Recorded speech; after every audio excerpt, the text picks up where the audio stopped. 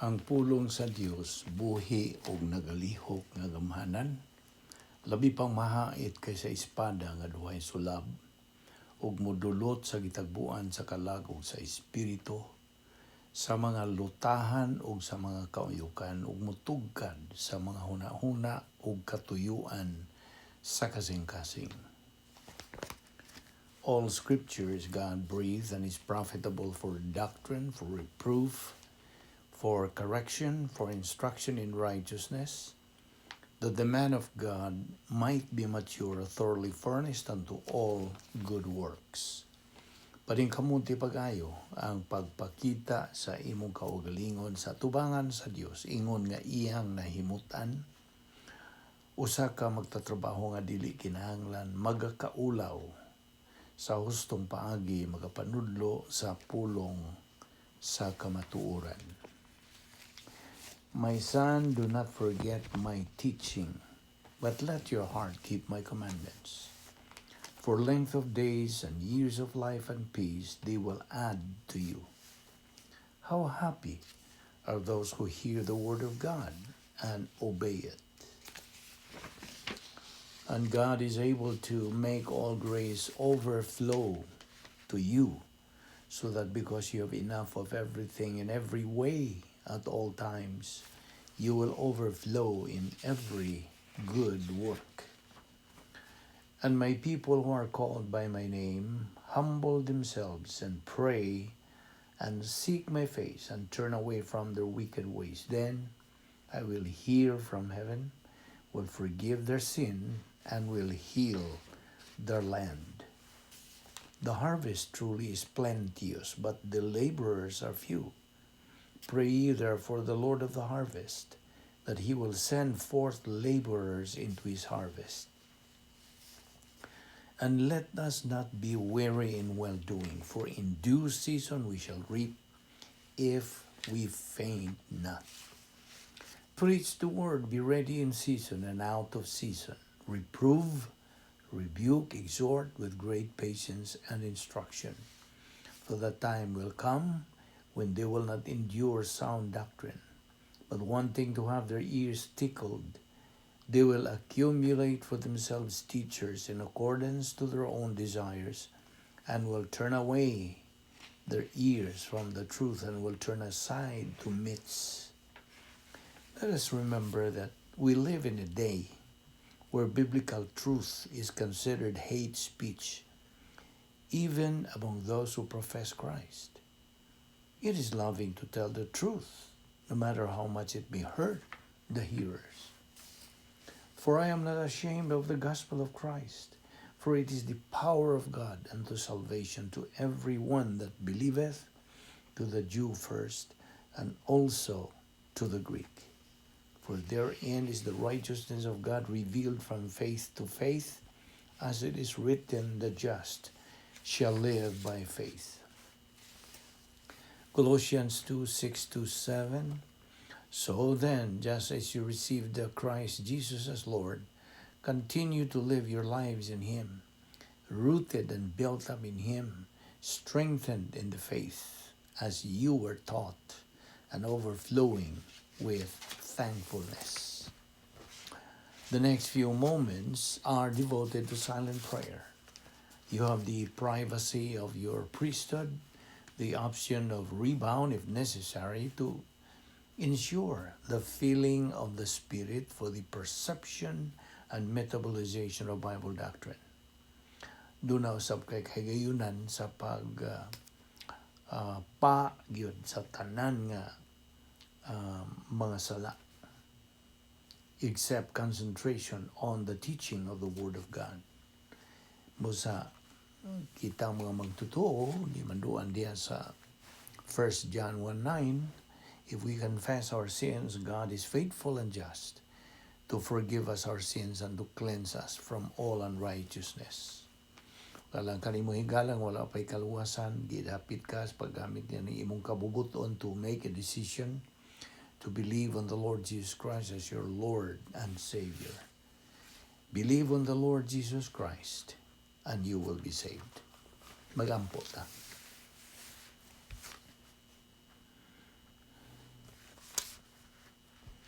Ama na mo nga Dios, nagapasalamat kami kanimo sa makasapa sa imong pagdala kanamo nining dapita aron kami makapadayon sa pagtuon sa imong pulong.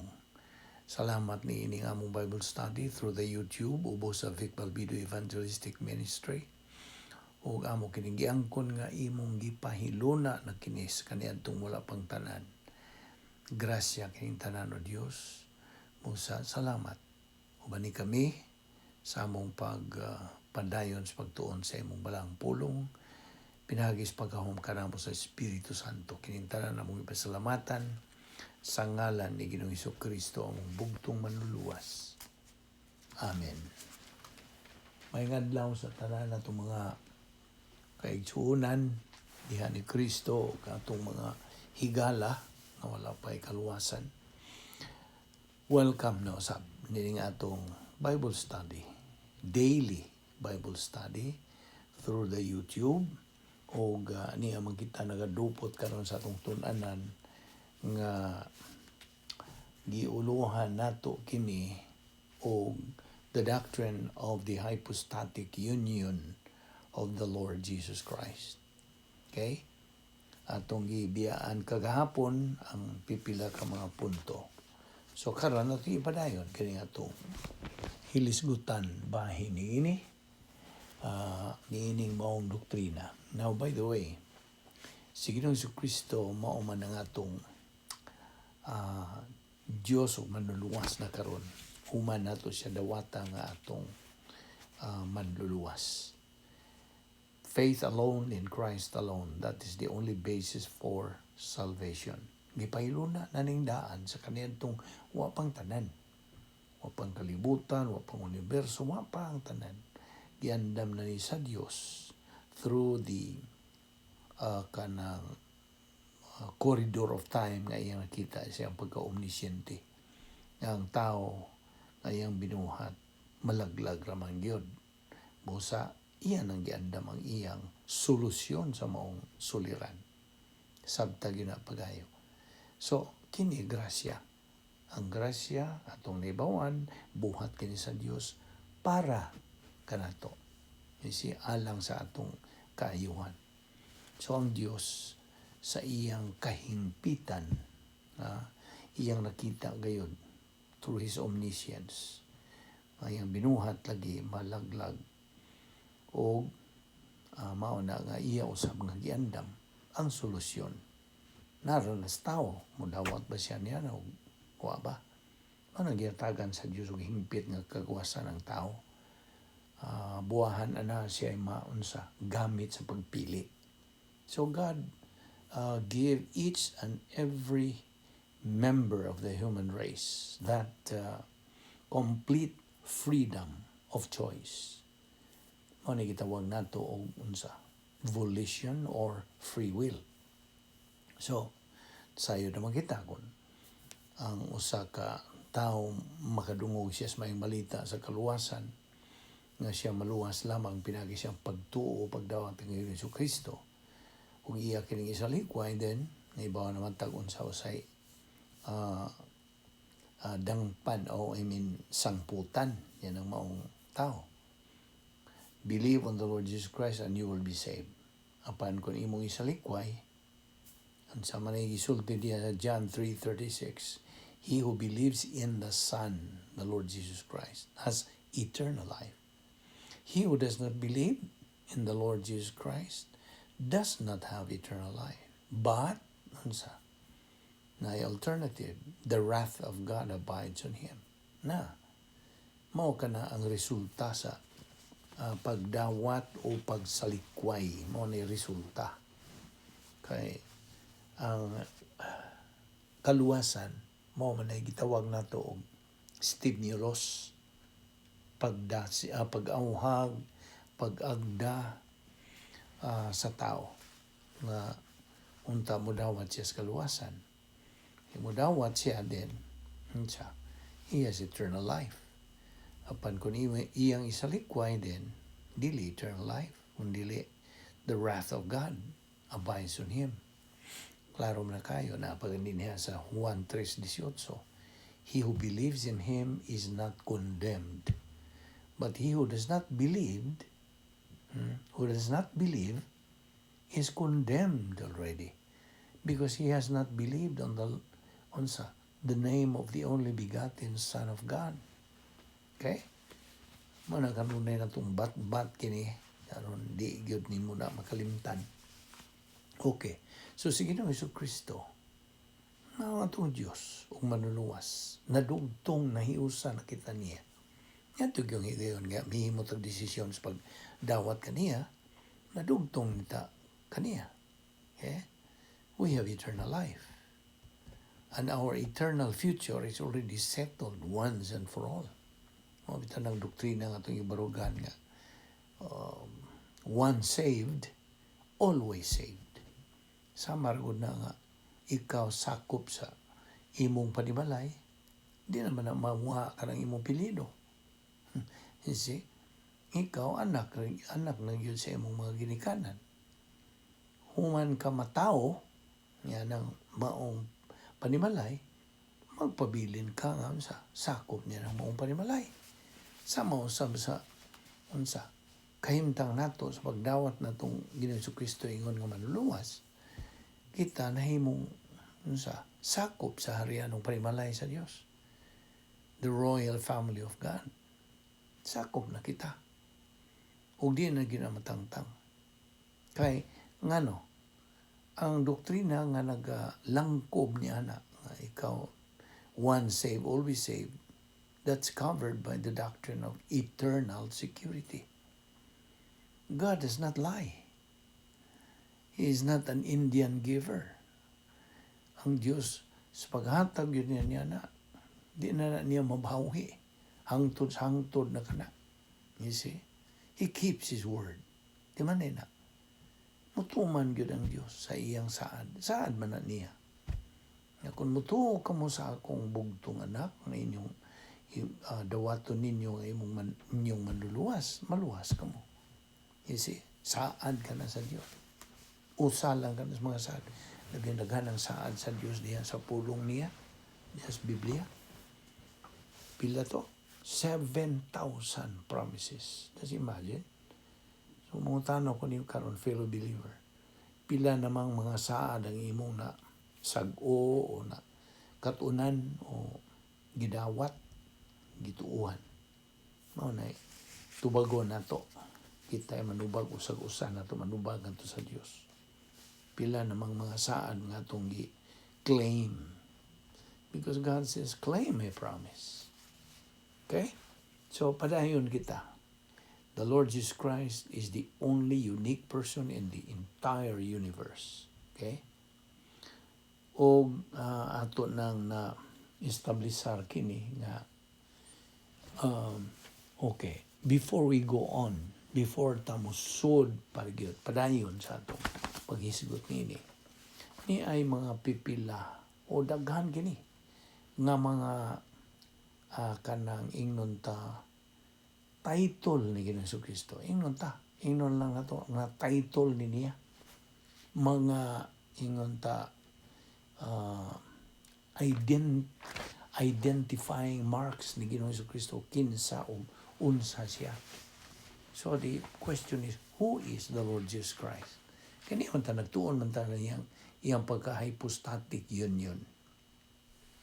So, mao ni ang mga ingnon ta titulo ni Ginoong Kristo. Okay? Labihan taas sa kini. Okay, ang nag-una gini ni, the Lord Jesus Christ is eternal life. He is the Word of God. He is the atonement for sins. He is the tree of life. He is the light of the world. He is the true vine. He is the Savior of the world. He is the good shepherd, the anchor of our soul, the resurrection and life, the Lord of hosts, the only begotten Son, the way, the truth, and the life. He is the Messiah. He is the Son of God and Son of Man. He is the man of sorrows. He is head of the church. He is the master builder, our kinsman redeemer, our Sabbath rest, our hiding place, judge of the word, our bridegroom, our great high priest, the fountain of life, our rock and refuge, the chief cornerstone, the bread of life, the faithful witness, our Lord, the Word made flesh, the horn of salvation, image of the invisible God, the anointed one, the King of the Jews. He is King of kings and Lord of lords, King of the ages, without shadow of turning, the Lamb of God, our mediator, Emmanuel, the author of faith, the giver of all good gifts, our deliverer and advocate, the mystery of God, the living stone, the lawgiver, the arm of the Lord, the author of eternal salvation, the righteous branch, the day spring from on high, the desire of the nations, God's wisdom and power, firstborn of every creature, wonderful counselor, mighty God, the everlasting Father, the Prince of Peace, the Alpha and Omega, the first and the last, the beginning and end, head over all things, the Lord our righteousness, Jehovah, Lord of all, Almighty, I am.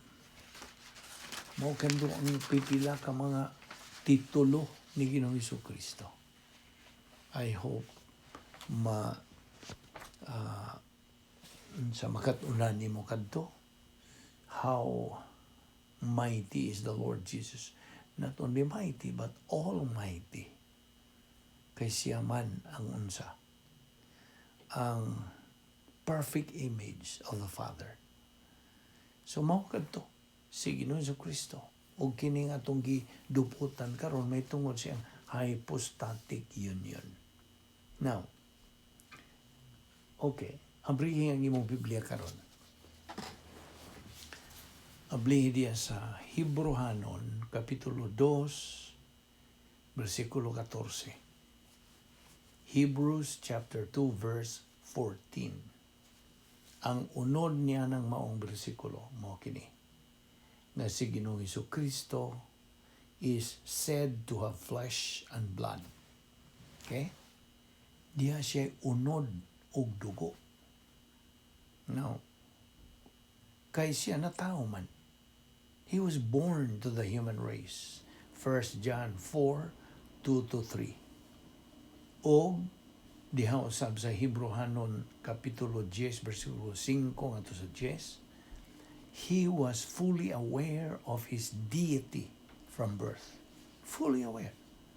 Hingpit yun yung pagkasayod sa iyang pagka-Diyos, gikan sa iyang pagkatao. Now, as our Lord Jesus Christ deity, He retained His divine attributes. Iyang gi-retain, gipugnan. Okay? When He was humanity, He was trichotomos. Nainom pa ba kanya itong trichotomos o dichotomos? Kung sa ibut pasabot, ang usa ka tawo nga dili luwas, ginganlan kana sa pulong sa Dios og dichotomos. Dichotomos. Duha ra ang iyang inunta bahin sa iyang pagkasiya. In other words, composition lang niya lawas ra og dugo. Lawas ra og unsa kalag. Okay? Let's straighten this out. Ang tao nga dili luwas, ang composition ra niya mo lawas o kalag, body and soul. Mao nang ginganlan siya dichotomos, duha. Mo buot pasabot. Now, sa diha nga siya maluwas, inigdawat niya kang Ginoong Jesucristo nga iyang maluwas. Dili na siya dichotomos. Pun-an na siya og kanang bahin sa iyang pagkasiya. Dili lang kay lawas o kalag, mabuhi na ang iyang espiritu. Dili Espiritu Santo, tawhanong espiritu. Human spirit. Kaya ang human spirit, God, niyadtong pagkalaglag sa atong unang mga ginikan sa Adan ug si Eva. Ang ilang kanang human spirit, ingnon ta sa English, shriveled up, mingkuyos, minghiyos. Sakto ba ang binisaya? Mingkuyos. Kaya nga naman, nawa naman ang ilang relasyon nga to sa Dios. Sa pagkalaglag yun nila, dito mo yung nga namatay, kaya may mamatay nga espiritu. Nahimulag na sila, totally separated, o ang ilang human spirit, mingkuyos, shriveled up. Na sa diha nga ang tao o mga kaliwat niya nga makadungog sa may balita sa kaluwasan o muhimo sila desisyon sa pagdawat kang Jesucristo nga ilang maluluwas. Then kanang maong human spirit niya mabuhi. It's going to be energized, activated, o unsa kanang mabuhi. Okay? Enlivened, activated, energized. Sa mo na nga, nahimo na siya nga trichotomos, dili na dichotomos. Kasabot ka ba? Sundan ni pagayo, importante kayo ni nga doktrina. So, once a person believes in Christ, he becomes trichotomos, body, soul, and human spirit. Okay? Kaya kanang human spirit, ang purpose yun niya na, nga gipabuhi ka na sa diha nga ikaw maluwas. Kaya kana mo na'y budiga, sudlanan sa mga pulong sa Diyos nga imong tunan. Okay? Ug kana usab nga human spirit, mo ni imong gamiton sa pag-unsa, simba sa Diyos. When you worship God, unsay gisulti sa pulong sa Diyos, when you worship me, you must worship me in spirit and in spirit and truth. Espiritu, pinagi sa imong tawhanong espiritu ug sa kamatuoran nga pulong sa Dios nga napundo na diha sa maong human spirit. Nakasabot ka? Ako ning ginahinay aron di ka mawa gyud sa pagsabot. Okay? So therefore, kung balikon, sa diha nga usa ka tawo makadungog sa mga balita sa kaluwasan o musalikway siya sa maong gospel, maing balita sa kaluwasan, then dili ma-enliven, ma-activated, ma-energize ang iyang human spirit. Magpabilin nga, unsa, natuog, shriveled up, yung kuyos, magpabilin. So, ang tawag nato niya, dichotomos o trichotomos? Dichotomos. Duhara. Lawas ra og kalag. Wa mabuhi. Wa ma-energize ang iyang human spirit. So, gitawag na siyang dichotomos. He is an unbeliever. Dili magtotoo. Kasabot ka? Apan sa diha nga siya mudawat sa kaluwasan, then, madugtong may usa siya kang Ginoong Jesucristo o siya ang iyang human spirit. Di man niya, ayaw kanang saypa, human spirit alang sa tao. ang Holy Spirit sa Diyos pa na. Diyos ng Espiritu Santo, Diyos. Okay? So once a person believes in Christ, then he becomes trichotomos. Composed now siya sa body, soul, human, spirit. Okay? Now, when our Lord Jesus Christ was here in kalibutan na, when He was humanity, He was trichotomos, of course. Trichotomos, si Jesucristo. Now, siya salig lang, He depended on the protocol plan of God. Sa protocol nga plano sa Diyos, maurag yung iyang giagad. Okay? Nagasalig na siya. Now, while the two natures ni Ginoong Jesucristo in hypostatic union remain distinct, whole and unchanged, tibuok ug wa mausab, without mixture, why sagol or transfer one to the other, whatever the Bible says, kung unsa may gisultis Biblia about either nature, kini must be attributed to the entire person of Christ. Sabta gina. Now, ang mga kinaiya, the attributes sa iyang pagka-Diyos never transfer to humanity. Wa makanang balhin ngadto siyang pagkatao or become the attributes of the humanity of Christ. Wa. Okay? He did not use his deity to resist temptation. Katupang itintal siya ni Satanas dito sa kamingawan na nagpuasa nga itong Ginoong Jesucristo for how many days? Taod-taod yun niyang puasa. Mauna nga gitintal si Ginoong Jesucristo sa iyang kaaway nga si Satanas. Apan si Ginoong Jesucristo wa mo gamit sa iyang pagka-Diyos aron iyang ma-resist ang maong pagtintal. Wala siya mo gamit siyang pagka-Diyos. His spiritual life, ang espirituhanong panginabuhing Ginoong Jesucristo was in his humanity, not on his deity. Sabta gina, ito rin siyang pagkatao, wa niya gamita ang iyang pagka-Diyos. Now, what is the difference between you and Christ while He was on earth? Pangutanon ta ka. Sa may diferensya o kalahian tali nimo ug kang Ginoong Jesucristo samtang si Ginoong Jesucristo dinhi pa sa yuta. Sa may diferensya. It is, paminaw, it is that Christ did not succumb to temptations. Wa siya unsa kanang mapakyas o na kanang may agom sa pagpakasala. No, of course. Never. It is that Christ did not succumb to temptations sanglit. Paminaw. Wa siya'y kinaiyang makasala. He did not have any old sin nature.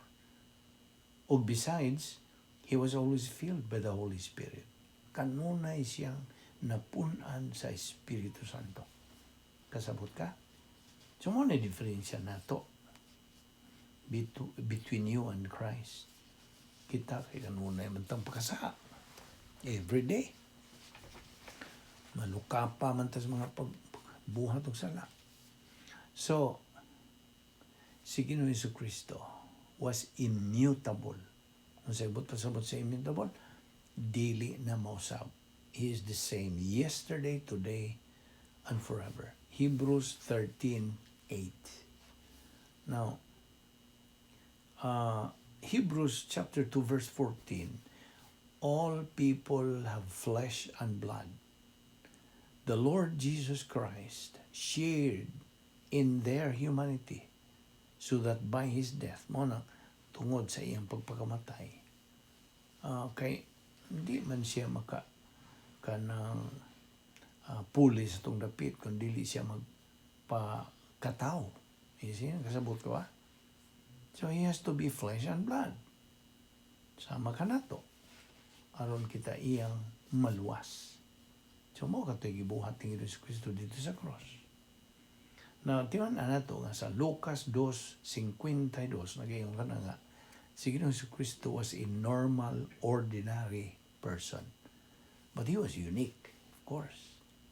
Mao ni diferensya sa kaning atong mga katawhan kita ba. Mao ni diferensya nato, tali nato kang Ginoong Jesucristo. Of course, he was normal, ordinary person, but ang diferensya, he was the unique person in the entire universe. Okay? Unique. Dili kasagaran because of his hypostatic union. Of course, si Ginoong Jesucristo, may antos. Miagi siya sa kanang pagkagutom, pagkauhaw, kanang bati o kasakit, etc. Like any ordinary human being. Okay? Si Ginoong Jesucristo mihilak. He wept. Ngano man? Because his close friend Lazarus died. Nawa kay hilak siya kay kanang gimingaw o unsa tungod kay kanang nagbangutan. Dili, wa siya mohilak tungod ana. You know, unsay hinungdan nga nung mihilak si Ginoong Jesucristo? Nitong itabuha. Paminaw. He cried because of unbelief of most people in those days. Moto gihilakan ni Ginoong Jesucristo pastilan ni mga tawana. Wa mangyud sila pagtuo nako mo'y akong gianhi. Magpakamatay nila wa mangyud sila motuo. Isi. Manawagi siya kapuwang ihilag siya. Sabtag yun na, ha? Karoon pati nga makadungog niya ng maong doktrina. Mihilak siya mga kay siya na gimingaw kanang may bangutan. Wa, mihilak siya tungkol sa mga why pagtuo, unbelief of most people in those days. Now, okay, padayon ta. Gawas niya itong gibasa kaganihang mga titulo ni Ginoong Jesucristo. Yeah. The Lord Jesus Christ titles in his humanity, among many of his titles, Son of Man, Son of David, Man of Sorrows. Mao ni ang nag-una gyud nga iyang mga titulo. Anak sa tao, anak ni David, Man of Sorrows. Now, ayan na ni kalimti nga si Ginoong Jesucristo will be God-man forever. Siya magpabilin siya nga Diyos ug tao hangtod sa wala na katapusan. Now, bitaw na sa bersikulo nga nagaingon nga, those who have seen me, ingon mas Ginoong Jesucristo, those who have seen me have also seen God. Tanawa. He is the perfect image of God the Father. Now, when we worship God, we should worship Him in spirit and in truth. Akong malikon. Kung kita magasimba sa Diyos, kinahanglan mo simba kita kaniya pinagi sa spirito o sa kamatuoran. Ablihi ang imong Biblia, John 4:24. Nana diha, gilatid na diha, John 4:24. Those who worship me must worship me in spirit and in truth. In spirit, human spirit. In other words, paminaw. In other words, ang mga di magtotoo, nga unsa man to silang mga di magtotoo, sa description, dichotomos o trichotomos. Dichotomos man sila, wa man mabuhi ang tawhan o espiritu nila, dichotomos raman. Unsa man nila pagsimba sa Dios? Nga mo man itugod sa Dios, John 4:24 nga, those who worship me must worship me in spirit and in truth. In spirit. Wa may human spirit ang dili magtotoo. O wa po'y kamatuoran. Nagkasabot ka ba sa akong tinaw ni mo? Unsa? Na useless. Wa gyoy. ugma wa may sibo. Ang dili magtutuo, dili makaunsa, simba sa Dios, dili. Nakita nimo unsa ka critical niya na. So how can he kanang worship God without a human spirit nga mo man ay gamiton kung kita magsimba kaniya? Kay ang Espiritu Santo may mo lamdag sa magtutuo. I'm talking about believers. O in truth, kini atong ipang tunan kini mo ni ang truth, kamatuoran. Now, tiwan niya nga, ang tinuod o matuod yung pagkatao ni Jesus Kristo was a sin offering. Siya ang halad tungod sa atong sala. You see? Sama siya sa karniro bang gihalad. Okay? He was slain like a lamb. Siya ang sin offering as noted diha sa Hebrews 10:5-10, 2 Corinthians 5:21, 1 Corinthians 11:24. Na diha. Gihisgutan ka na diha. Now, gawas pa niya na, gihisgutan usab si Ginoong Kristo, ingon nga, unsa, priest offering, halad, pari, halad nga pari, priest offering sacrifice. When the Lord Jesus Christ accepted the imputation, pag bundak yun sa tanan nga ato mga personal nga mga sala, samtang dito nagadupa, nagabitay siya sa cross. Mao kadto ang impersonal love nga gigamit ni Jesus Kristo alang sa tanang mga katawhan. See? He was a priest offering sacrifice. Sa diha nga siya midawat na sa tanan natong mga personal nga mga kasalanan. Ug mao kadto ang iyang gigamit ang impersonal love alang kanatong tanan ng mga taong mga makasasala. So, when he accepted all our personal sins on the cross, mao kadto ang iyang unsa? Personal love ngadto sa Dios nga Amahan. Kasabot ka? Kadtong iyang pagka priest offering sacrifice nga dihang sa diha nga iyang gidawat ng tanan natong mga kasalanan, ang iyang gigamit impersonal love alang kanatong tanang mga katawhan. Apan sa dihang midawat na sa ato sige sa atong mga personal nga mga sa dito sa cross, that was his personal love for God the Father. Now to be our Savior, muna, he had to become man. Ikinahanglan siya magpakatao. John 8:58, truly, truly, I say unto you, before Abraham came to being, I was there. Mao ka nag-iingon diha. Our Lord Jesus Christ said, kung nahigugma ka kanako, take up your cross daily. Deny yourself. Come, follow me. Now, kana rabagyod ang tugo ni Ginoong Kristo kanang mga magtotoo nga that should be our priority. Okay? Take up your cross daily.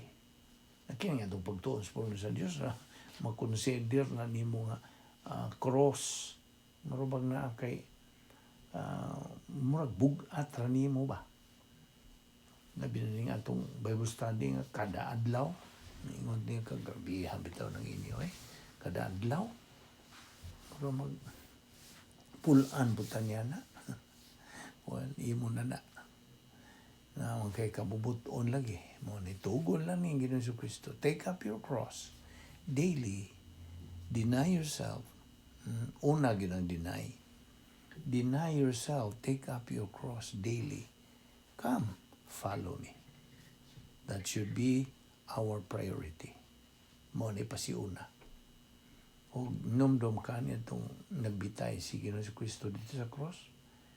Miingon siya sa John 19:28 nga nagyan siya, I thirst. Giuhaw ako.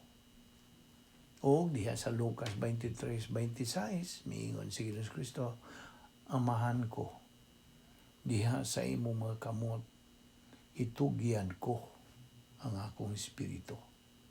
Sa Latin, nagayon kini, Pater in manus tuas, commendo spiritu meum. Okay? Apan sa iyang pagkatao, he is unique. Kung sabot sa unique, dili kasagaran, talagsaon. Siya ray talagsaon o dili kasagaran nga persona sa tibuok universo. Now, diya sa Revelation chapter 1:18, nagaingon usab si Ginoong Kristo nga nagahulagway siya, nagapatinaw, nagapaklaro, nagapadayag sa iyang pagka-Dios. Unsa gisulti niya sa Revelation 1:18? I am he who lives. I was dead, and behold, I am alive forevermore. I am the first and the last. I have the keys. Padayon lang na diyang maong bersikulo.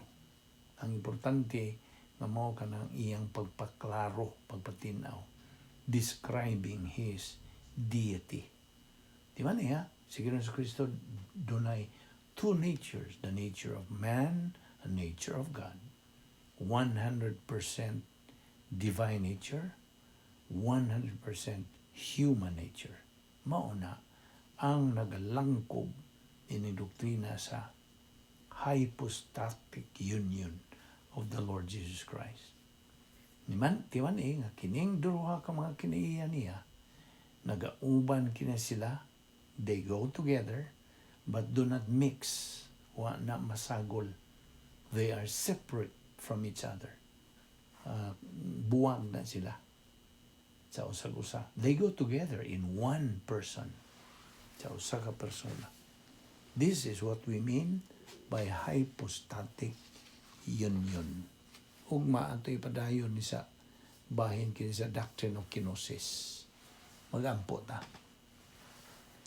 Ama na mo nga langit no, nagapasalamat kami kanimo niining matamis nga gayon sa among pag ambit sa imong mga pulong nga imong gitudlo kanamo nining adlaw. Uban ni kami sa among pagbubuwag ni adlaw, ilikay kami sa mga kabilinggan, dada kami pagbalik nining napita ugma aron kami makapadayon sa among spiritual momentum niining among Bible study through the YouTube ubos sa Vic Balbido Evangelistic Ministry. Panalangin ni kining mga ministry o Diyos uban sa among pag salmot niini adlaw-adlaw, buhan ang among kalag magatubo gayud o magakabot niya ng among common goal as believers, as your children, to reach and attain spiritual maturity, the capacity for life. Salamat ning grasya o Dios sa ngalan ni Ginoong Kristo, among bugtong manluluwas. Amen.